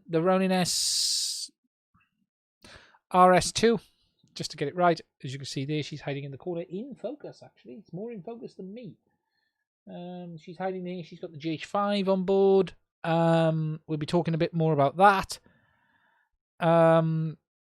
I finally upgraded my PC this week to a bit more memory. I put another 1 gig SSD in. There's some good deals on storage at the moment. If you guys are looking for storage for your home computers, now is a very good time to buy storage because pricing is very, very good. And I bought, let me just find it. I got a friend who's just bought 3 1 terabyte, not M2s. He bought Serial ATA drives, but in the UK, at least on Amazon, there are some great prices at the moment on SSDs. Just put that up. And Crucial, you can get some really great deals on Crucial SSDs especially. So if I go to 1 terabyte, oh God, come on. 1 terabyte. Let's just go down. These ones, these Crucial MX500s are down to $89 or £89 in the UK at the moment. They're really cheap. And I got the M2. I got this. But I got it for less than 100. I paid 96. It's gone up a little bit. It was on a deal for one or 2 days. I think I paid 96 or £94. And it's a lot of storage. That's NVMe as well. So I've put a second drive into the PC now for my stuff, for my scratch drive, really, more than anything. So it's a good time to get storage right now. If you're looking to expand your PC, I'd highly recommend it. Now I've got a Samsung. I've got a Samsung 970. Sorry, I'm looking in the case. Evo Plus 2. So I got the Evo Plus. No, sorry, Evo Plus, not Evo. So that is the 2. So I got a 500 gig Samsung 970 Evo as my main boot drive. And it's lightning quick, but it was only the 500 gig. But to get a 1 terabyte of them, for instance, just to show that, I can't remember what they are. 1 terabyte 970 Evo. So the 970 Evo, now it's interesting actually because you've got the Evo and the Evo Plus. Now I bought the Evo Plus for this, but there is very little difference. The Evo was the original one and the Evo Plus was the faster one. You can get the Evo for £126. So if you wanted one of the fastest SSDs on the market, you can get that. And then the Evo 2 is £138, which is Evo Plus. Is that the Evo Plus? No, it's not the Plus. Where's the Plus? There you go, Evo. No, so where's Evo Plus? It wasn't that expensive for the 1 terabyte, was it? Well, it might have been. There's some good deals on the Evo, I noticed, but not the Evo Plus. Anyway, but I went with the Crucial. I think it was like 90. It might have even been, yeah, it was like £94, something like that. So, bargain. Absolute bargain. It really is.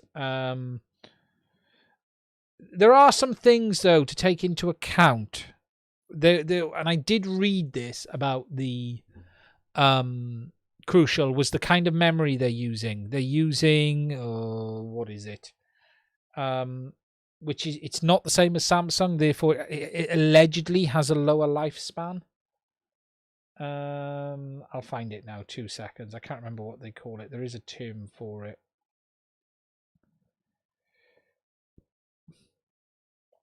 I can't remember if this.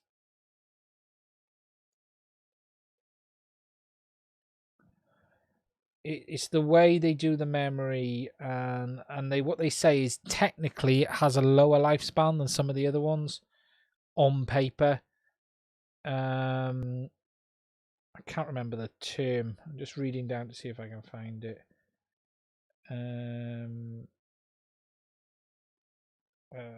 NVMe types. Has anyone in the comments said it? Let's have a look. No, NVMe short lifespan. There's a way they do the memory architecture, and it has a shorter lifespan, and what it's becoming more common in cheaper SSDs. I'm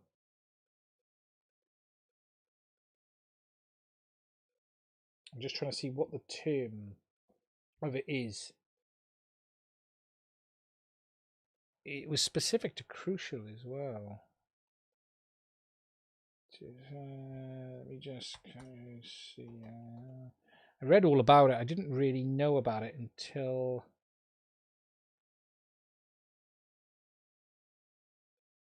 oh God, I can't. Don't you hate it when you can't find something you read about? It's really frustrating.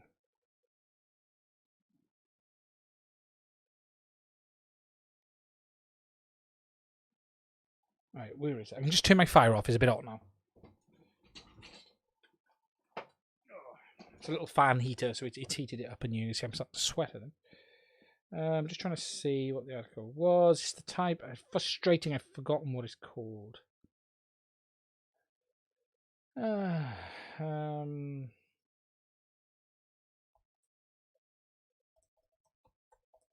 Span SSD.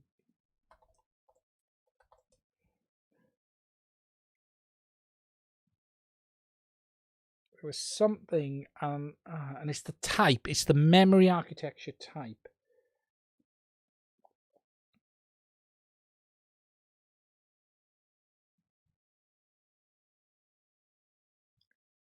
No, can't find it. Frustrating. It's called cheap. No.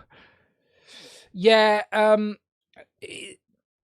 Spinners are woefully. Yeah, you are right, Bruce. You know, spinners are just they're asking to fail at any time, aren't they? It's really frustrating because it was a very interesting article. It was one I'd not come across, if I'm honest. I mean, I just trying to remember if this SSD was even one of them, because I was reading about one I was looking at, and there was a comment going, but that is XXX in a review, and I was like, ooh, okay. And then I read a bit more into it. But I can't remember if the Crucial was it or not. It might not have been the Crucial. It might have been one of the other makes. Thinking about it, 1 gigabyte M.2, and it was one of the ones I was reading about, and it was. I'm trying to remember if it was the Western Digital Blue that had it. Actually, it's not 3D NAND. Is it 3D NAND? Is it when they say 3D NAND? Perhaps it was that, but I thought 3D NAND was just stacked. Perhaps it's the 3D NAND. I couldn't remember what it said. What is 3D NAND? Stacking the memory storage density. I'm trying to remember if it was just simply the 3D NAND, but I thought 3D NAND was just stacking them, so they are.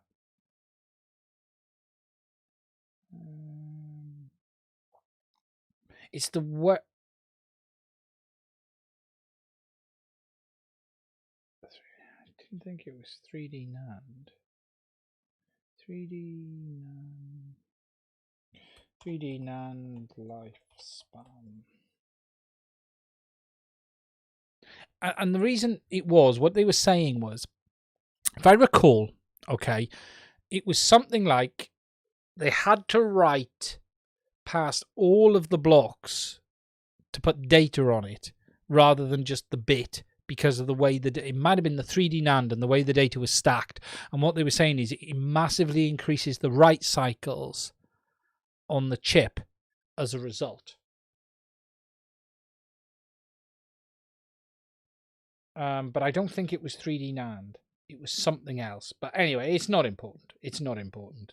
Is it QLC? It might be.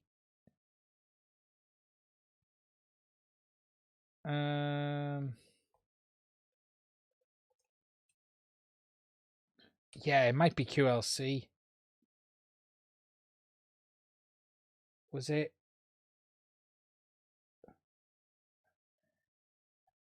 Yes. Here we go. Well done, Byte. Well done for putting it in there.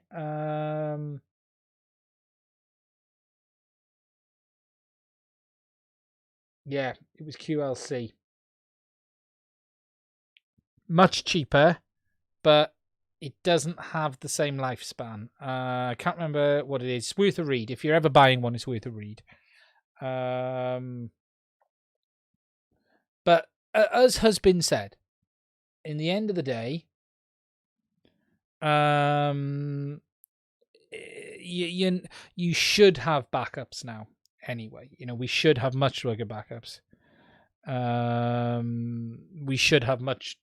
I'm terrible for backing up. I can afford to lose most of the stuff I've got on this anyway if I need to. I've got my family stuff backed up, but everything else I can afford to lose if I had to. But anyway, the whole conversation started. Put another 1 terabyte M2 in. So I fill both my M2 slots. Still trying to get my hands on a 3080 that isn't going to cost the earth. Lots of cards available in Europe this week on the 3080 side of things from Nvidia. No FEs though in the UK. Still no FEs from Scan. Friend of mine managed to bag himself one, the Git, and has it in his machine right now. Pardon me. That's the Coke. And has had a massive increase in performance because he wasn't on a 20 series, he was on a 10 series. And but I still haven't been able to bag myself one. I'm considering building myself another PC for down the house as winter is coming to do some editing in the house rather than up the workshop. I won't be building a Ryzen 5000 series. I'm actually looking at doing it from used parts because we're in a really unique period. We've got all of the new stuff out. So you've got the new Ryzen 5000 series, you've got the new 30 series from Nvidia. So there's going to be people who are out and out upgrading. And what I'm trying to do is look at picking up a B450 board, probably a Ryzen 3600 that someone has pulled out of a machine and they've upgraded to a Ryzen 5000. Because remember, the 3600 was the by far best option for gaming. Out and out productivity, you wanted to go for the 3950 or the 3900. But I bought the 3800 and I wasted I bought it because of the extra core count and the extra speed over the 3700, because remember the 3700 was 8 core 16 threads as well, as is the 3800, but the 3800 has more boost speed and more base clock. So that's why I bought the 38 over the 37, and I had £40 off it, which basically made it a good deal. But for gaming, the 3600 with the 6 cores, by far the best option. Absolutely. So I do think there'll be a bunch of people selling 3600s with motherboards not so much. I might have to buy a new board, but that's not so much. But whether I can get a cheap price on a card. But at the moment, all of the used prices for the 20 series are just insane. People are trying to charge £1,000, $1,000 for 2080 Ti's when you can get a 3080 which will blow its socks off for £200-300 cheaper. If you can get an FE card, nearly £400 cheaper. But we're going to have to wait and see. So, but I am tempted to do a cheap AMD Ryzen build. I really have. And we're going to have to see. And I got a spare case. I got my old case under the bench here. It's down here. And see how much I can build it for having now winter has arrived, because the workshop is my garage. This might not look like a garage, but that's what the main structure of this building is. It has very little insulation, no heating, and whilst I do all of my filming up here, I don't really need to be up here now for doing my out and out editing. I can't do the live streaming stuff in the house or anything like that, so I have to do that stuff up here. But I'm tempted to build myself one, so that's where my head is at the moment. But we're going to have to wait and see. We're going to have to wait and see. Now, coming up on the channel, before we finish this video up, guys, because we've nearly gone 2 hours again, we still have the video to come of my power supply module. I need to get back onto that this week. I haven't had a chance to continue the work on it because of doing all of this other testing. I'm still testing the cam-based servos from Hitec. They're very good. I'm having problems, I believe, with Ardra, nothing to do with Hitec. We've got more to come on the RS2, and I need to get back on the other stuff, as Robert Nelson has said. I need to get back on the Ardra videos. I'm just useless. The problem is, I've got a really busy month. I've got some cool stuff coming. On Tuesday, I will have a Panasonic S5 in my hands for 2 weeks. Panasonic have very kindly lent me an S5 for 2 weeks. It's not mine. I can't afford to buy it, but they've lent me one. And whilst I'm not an out-and-out camera reviewer, I will be talking about that camera. Next Sunday, I will live stream with that camera. I will be live streaming with the Panasonic S5 on this channel next Sunday. I'm looking forward to that. I may do a dedicated live stream in the week on it. I'm so excited. I am really looking forward to this. I cannot wait. Massive thank you to Panasonic for getting that one out to me. Really pleased. Only 2 weeks, haven't got it for long, but full frame. I want to see how it looks. I need to get back on the Ardra stuff. The rover is mostly together now because it's been in bits. I've got to get them done. I've got to get that sorted. And then I got to get the Ardra video. So I got to do the one for the remote, which is, that's not a big video. And then the RTK one I need to get sorted. And yeah, I do need to get them done. Also to do is, let me just think. So the shark bite to get done. There is something else potentially which I'm not allowed to talk about. But that won't be till after the new year. But I might be busy doing it. The Ronin, yeah, lots to do. Bruce, it's obvious the cool stuff are coming winter. It is. So I've suddenly got a bit busy. I've had a really quiet spell, and there's something else. Someone else has reached out to me. Who reached out to me about something?